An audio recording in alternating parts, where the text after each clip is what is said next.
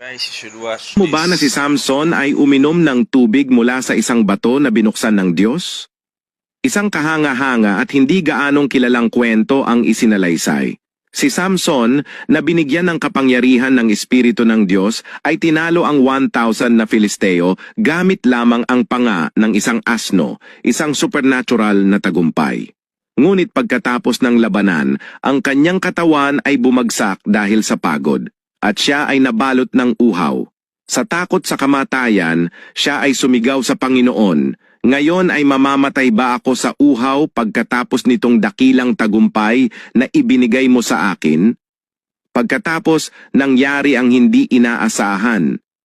Agad na tumugon ang Diyos at nagbukas ng isang bato na naging dahilan upang bumulwak ang sariwang tubig. Uminom si Samson ng malalim upang mabuhay muli sa lakas at espiritu. Ang lugar na iyon ay tinawag na Enhakkore. Ibig sabihin ay bukal ng sumigaw.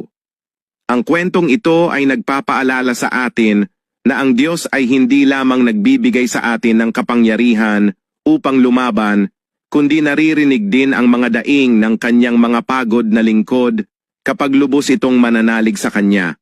Kung mahal mo ang Panginoon, paki-like and share.